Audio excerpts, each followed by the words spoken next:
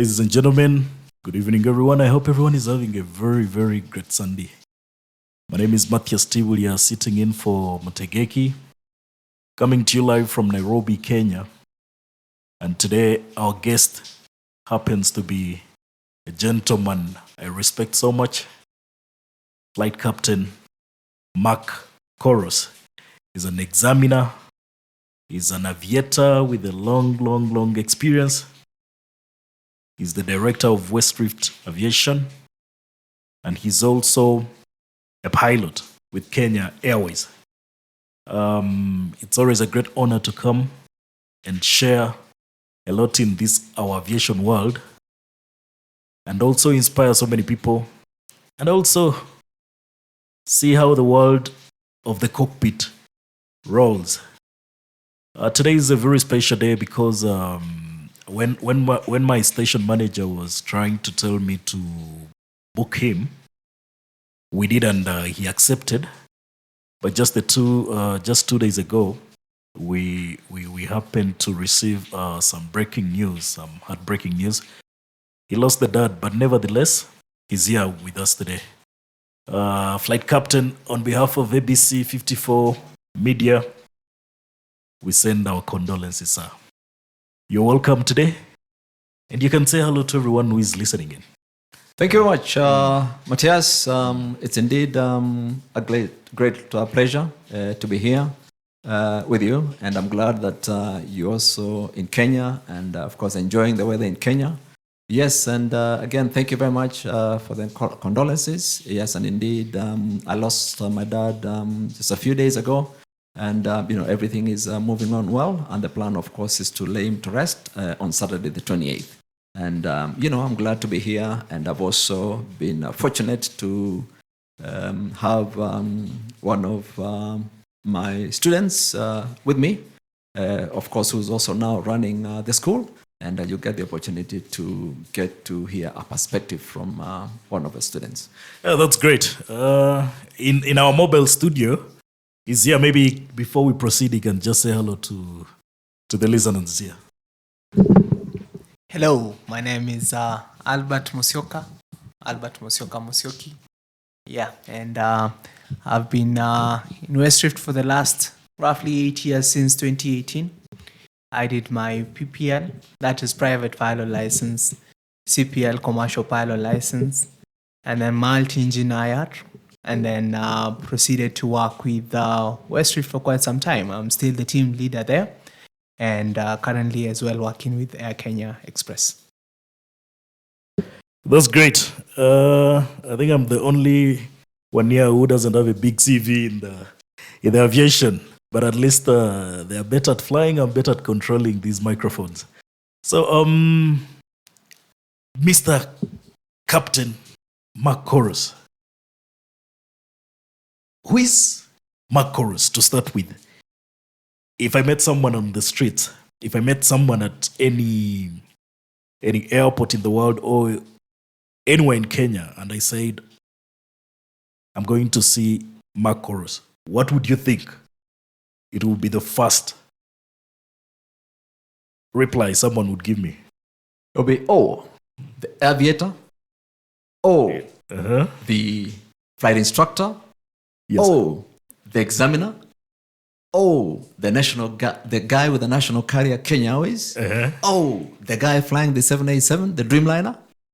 The dad of pilots. The mentor of the next generation of aviators in Kenya and East Africa, and generally, of course, Africa. Yes. Yeah, so I'm glad, Matthias, of course, to have known you. And, of course, you're doing a good job at ABC to demystify, the world of aviation, because it has a wide spectrum of things. Yes, exactly. So most people don't know the behind the scenes before these 4 bars people wear on the shoulders. Most people don't know the behind the scenes before these very many buttons people see in the cockpit. Where do we start this whole dream of flying? Where does this journey start from? Great. So it's, they've always said, for success, keep it simple. Yes. And therefore, just looking at the education system within the East African region, it's a great education system. And what has happened, of course, over time is that it's a highly regulated industry, and you will find that regulators within the East African region have got some entry requirements for the program. So, in essence, one, of course, would have to qualify for university to be able to enroll into an aviation school. So, in simple terms, you just need to perform well in school, and therefore, and thereafter, of course, you'll then be able to join an aviation school. Exactly. But before we even get there, of course, people go to schools, and others want to be doctors, others want to be pilots, others want to be nurses, others want to be teachers. But for Mark Koross, where did these dreams start coming into your head? Like, where did you meet the Mark Koross, the aviator who was not in existence that time, and Mark Koross who was in school that time? Oh, great. The thing is that as I was growing up, and while still in school, I had this passion, of course, to fly jet fighter airplanes. And I actually wanted to work in the military. The military ones. Absolutely. Yes. And that's really, that was the intention. Yes. And, my late dad worked in the eastern part of Kenya. Yes. And he was actually in a town known as Mwingi. So, of course, there was a field and there was a helicopter that landed in that field. And I had the opportunity of talking to a pilot. And when I looked at the instruments, they were actually quite fascinating. And, it was very simple. Of course, in that engagement with the aviator, then it's like, yeah, this is actually doable. You know what I mean? It's all a matter of, getting, at least getting to understand the systems and getting things moving forward. From then on, I think it was very clear that I had to work very hard in school to be able to achieve the objective. And indeed, I worked hard in school. And again, I was fortunate to work with the government of Kenya in the Ministry of Transport, and of course worked as a personnel licensing officer. And in the process of doing that, I then enrolled in a flight school. That's so many years ago. That is correct. That was in let's just say in 1995. That's about you're talking about 31 years ago. 31 years ago. Yeah. I bet he wasn't born yet. Yeah. Okay. That's great. So 31 years ago, this dream comes, but so many people have had these dreams and they keep dying on the way. They keep dying. Someone hatches a dream in their head. But along the way, very many factors come into play, and these dreams vanish and they change course. What made you stick to this particular dream? Because I believe it wasn't a smooth journey. I believe it wasn't a straightforward journey. There were ditches, there were valleys, there were bumps. But what's that force that kept you standing and you're like, regardless, I must sit in this cockpit? I'll summarize this for you. Yes. Into 3 Ds. Yes. 1, dedication. Yes. The second D, discipline. Yes. And the third D, determination. Perfect. That's it. That's what you need. That's what I did. I just embraced 3 Ds, and 3 Ds have always worked very well for me over time. Perfect. Yes. That's great. Before we proceed, Captain Koross trained you personally. Yes, he did. And is one man who has drawn so much inspiration from across the aviation industry in East Africa, because I believe most of his students are even outside the borders of Kenya. But before I even go back to him, what's that one thing that makes Captain Koross stand out? Before I go back to him, I just didn't want you to sleep in the studios. Integrity. I would say integrity. That is one thing that stands out. When I first met Captain Mark Koross, I was introduced to him by my father. Having been friends before, and once I completed my high school education, I came and I told my father, I do not want to do anything else. I want to pursue flying. And at the time, I had checked outside the country. I was thinking of United States. I was thinking of South Africa. I was thinking of Canada. And I told my father, I need to pursue flying. And I need to pursue flying outside the country. Because the myth at the time was there's no flying school in the country. And once I met Captain Mark Koross, he was actually very friendly, straightforward. And he told me, you see, you can actually pursue your training in the country. He has a school, an ATO, approved training organization that will offer all the services that I was looking for. So I did not actually have to go outside the country to pursue this education. I had to do every single thing here in the country. And Captain Mark Koross guided that. And I'm forever grateful to him for that. And you mentioned you're now working with him. Yes, I'm now working with him. Perfect. I was trying to make sure he's alert in class. So Good strategy. Exactly. So after that dream, and you've talked about the 3 Ds. Correct.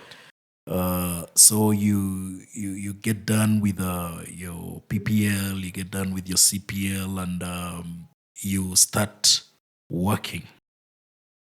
When was this first job of a pilot? And what's that memory of the first journey you made as a pilot? Absolutely. And this was great. Again, I was very fortunate. In 1996, Yes. I was fortunate to work for an organization that had a contract with the United Nations and specifically the World Food Program.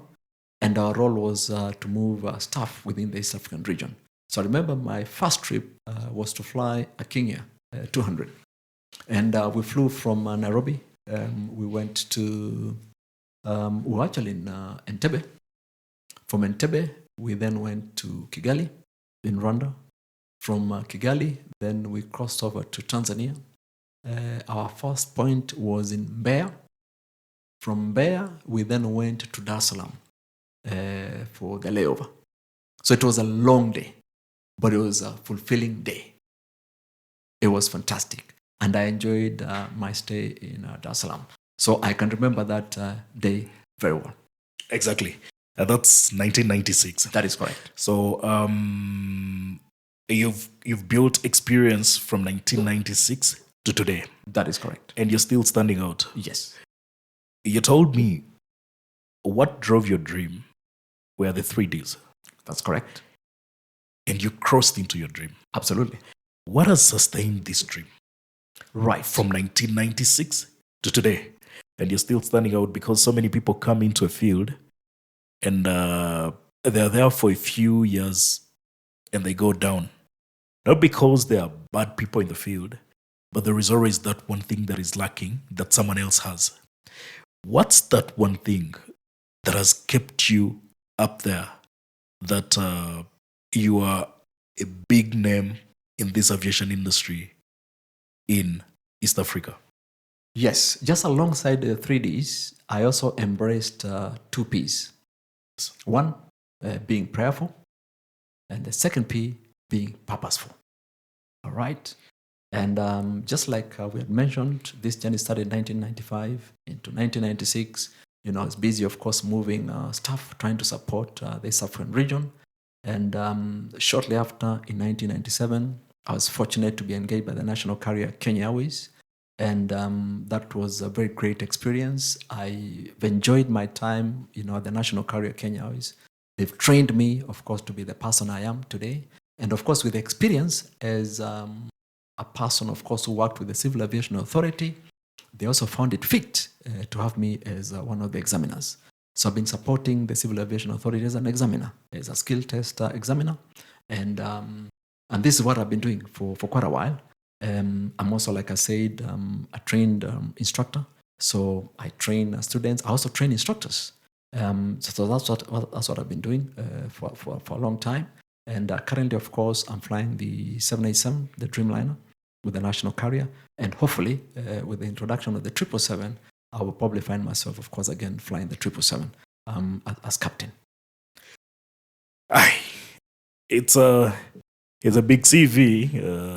Maybe we should change seats and you begin interviewing me. So, because it's a very big CV. I've interacted with so many people, but that's a very big CV, and it's a journey that it's worth taking. Before we go for a short commercial break, the first time I interacted with you, that was, I think, 2 years ago, when we were launching our Thrust magazine, a product of ABC 54 Media, and you featured as a profile in the magazine. And I got a call from one of my friends I shared the magazine with. And he was like, this gentleman has so much experience, but his face looks so humble by the picture. Because I remember the picture you submitted, you are sitting. They told me he has so much experience, but his face looks so humble. As in the pilot who'd gotten into his head. And I said, the next time I meet him, I will ask that question. And I'm asking that question on behalf of a friend before we go for a commercial break. Why haven't you let the pilot who'd get into your head? Oh, yeah. So, yeah, in life, it's important to be humble. Yes. It's important to understand that blessings are from the Almighty. Exactly. And the Almighty has been gracious in my life. Yes. Currently, I'm at 25,000 flight hours. Wow. Okay. With different types of aeroplanes. You know, I have flown almost all types within the East African region, and I love it. You know what I mean? This is my passion. Okay, and it's all about integrity. You know, it's all about focusing on what you like doing. Exactly. Right? And I love it. Just the way you love the media industry. Matthias, the way you're trying to demystify aviation within the region. And I'm glad that you're doing this. At your age. You know what I mean? And you better keep it up. And I will pray for you. So at least then we can continue to grow bigger and, be able to move forward together. Amen. So that's what I've been doing. And I know, of course, we'll be going for a commercial break shortly. But before we do that, I just want to give you a stipend of what I've done, of course, with this experience. Yes. Experience of such a period of time. And then I asked myself, what would be my legacy? And I think we can talk about that, after the commercial break. Exactly. Captain Koross took us to the commercial break. We'll be back after this short commercial break. Thank you so much. Exactly. Ladies and gentlemen, thank you so much for tuning in. I'm still here with our flight captain, Mark Koross, Director West Rift, captain with Kenya Airways, an examiner, and a very great gentleman. By the time we went for the commercial break, you had told us about the PPs. And that brought a question in my head. What separates a good pilot from a bad pilot? And do we have bad pilots anyway? As passengers, our main focus is to land and disembark from the plane, take off from one destination to another one. But someone who is trying to build a career in the aviation industry, what separates a good pilot from a bad pilot as a person of experience? What would you say on that? Yeah, great. Like I said, Matthias, this is a highly regulated industry. And therefore, at every stage, there is an assessment that has got to be done. So at the end of the day, the end product has got to be great. So essentially what we're saying is that because of the industry, because of the regulations, we've actually been able to get very disciplined aviators in the industry. So basically, just to answer your question, the answer is discipline. Only that. Only that. That's That's what what we it need. takes. Yes. Yes. Okay. To the layman, we always see these stripes on people's shoulders. Someone sent me a message and is like, please ask Captain, what are those stripes? Because in the military, you look at 1 star, and that's a second lieutenant, 2 stars, lieutenant, captain, up to general. Do we have generals in aviation? I like that. So essentially, a single stripe, this is for a cadet, Okay. a student. A student pilot. A student pilot. Yes. A second stripe is a private pilot. Someone who was on their PPL. Exactly. Okay. The third stripe is for a commercial pilot. Yes. Okay. Someone, of course, who has a commercial license. And then, of course, now the fourth stripe is for a commander. The pilot in command. Okay. So you might have a private license and you're a commander. And therefore, you're at liberty to have 4 stripes. Oh, Yes. So that's the only difference. Okay. that's a new one. Yes. Okay. Okay. So essentially, you have a private license. You own your aircraft. You're flying it as a commander, and therefore you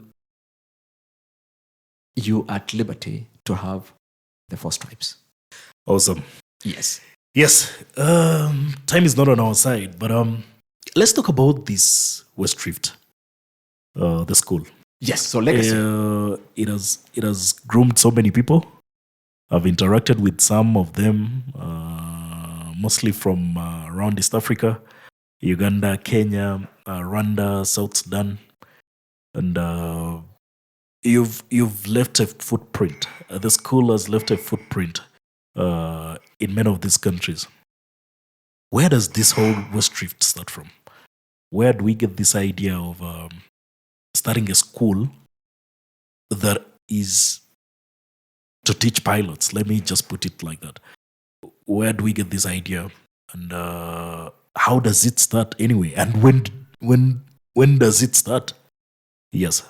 So for me, the idea was to share this knowledge with the next generation of aviators. Yes. And this journey started in 2013. All right. So right now it's about 13 years. And of course, over 13 years, we started by leasing an aircraft, a training aircraft. Today, over a period of 13 years, we have 8 training aeroplanes and different types of training aeroplanes. And of course, we've also trained so many over time. And of course, and that's the reason why we are fortunate today to have one of graduates who is also part of West Rift, and is also the team leader. So I'd want him to give you, a few insights. Exactly. Into it as we move along. The big man says you know the books more than him. So you let me know. Yeah. You let me know more about the school. Yes.